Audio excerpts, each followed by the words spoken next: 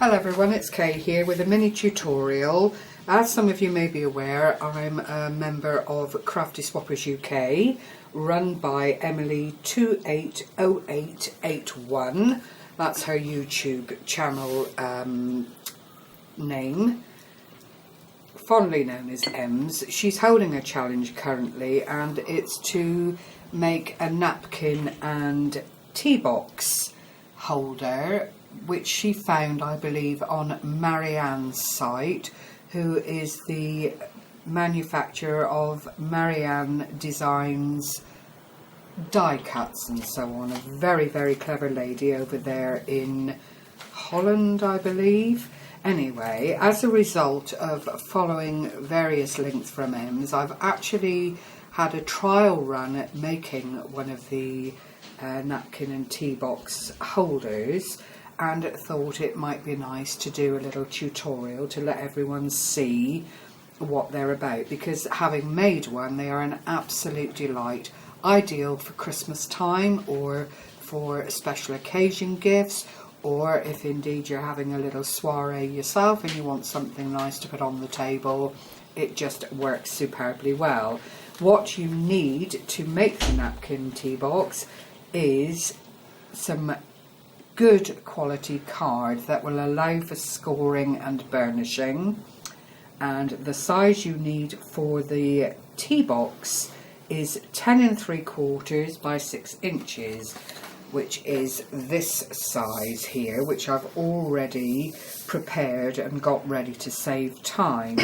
And all you need to do is score 3 sides at 2 inches, and the top side you leave clear.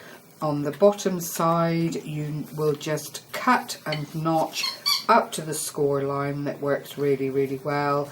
That reduces bulk, and you have that scenario when it's all glued together, which I'll just do.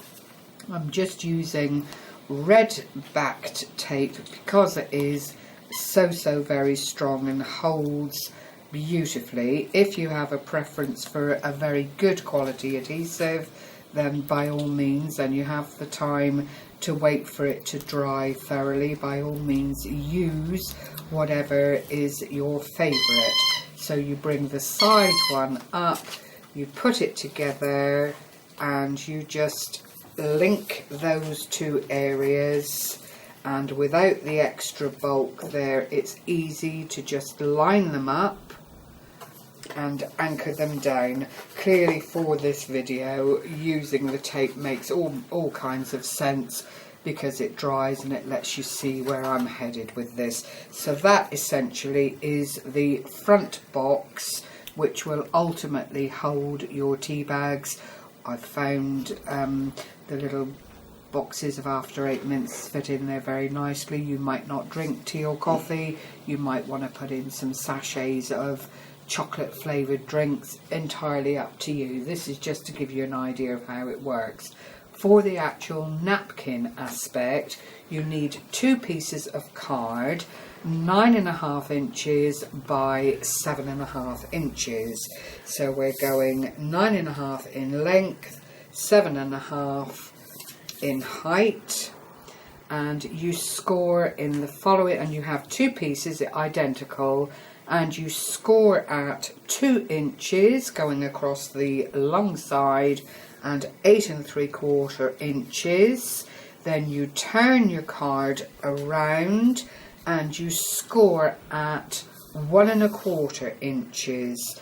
When it comes to cutting, you notch and score, burnish and notch and score on the 2 inch side, and when you get to this little skinny side, you cut out that area at the bottom, and you do that twice. For the second part, you need to cut a finger pull area or an aperture. You can see some people have used dies and just cut out a decorative edge around there. I've kept this very simple, and I've just drawn a half circle, roughly speaking, cut that out, and that then allows you to see your napkins and pull them out of the box quite nicely. I've added red tape again to the short sides, the narrow sides of the two boxed pieces, and I'm just going to take one lot off at a time, and I'm going to add that to this 2-inch area here just by lining it up very, very carefully. I'm holding this towards me because obviously I need to see what it is I'm doing. Press that down really, really firmly, and there already is the start of the box. I've got red tape on the other side as well, which I'm just going to peel off very, very quickly here. And I'm going to anchor that down in exactly the same way, just by lining up all the edges really, really carefully, and then letting the red tape anchor and do what it needs to do in that respect. If you then turn your box upside down, fold in your side flaps very carefully, you then have 2 flaps on the bottom like this, and all you need to do is fold them over. Decide which area you're then going to use to put your tape or glue on, and hold that down. And then when you bring in your tea bag box, if you have the apertured area to the fore, you then slot this into that little area very, very neatly. You then put some tape either directly onto the napkin box or onto the side of the tea bag box, and you anchor that down as firmly as you can on both sides.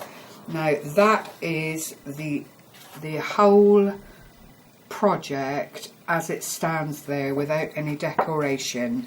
What I'm advising you to do is to decorate all these pieces as you go along.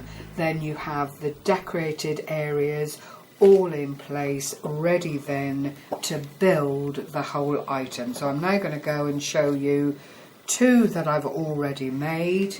The first one is this one, which I used black cardstock for. I have reinforced certain areas that I wanted to be a whole lot stronger, like the front of the box here, like these sides. I've decorated with some designer paper using silver mirror card to cast the designer paper back out, and then all around again, just to reinforce, I've put this very narrow delicate lace. As you can see, it fits very, very nicely, and all you do then is pop in your serviettes, pop in whatever it is you want in that little front pocket, and it sits quite nicely on the table for your guests to help themselves to serviettes, after dinner mints, whatever you care to mention. These are die cut flowers from Spellbinders, and I've just used the centre there, put a little bit of bling into the centre of the flower, if that makes sense.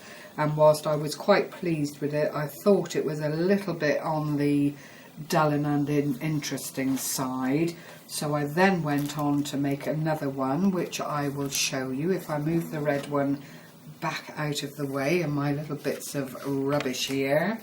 This one I was a lot more happier with, and I think really it's down to what you decide to decorate your napkin box with. This, I decided I did like the flowers, but I wanted to just use a plain white centre and then put a flat back pearl in it.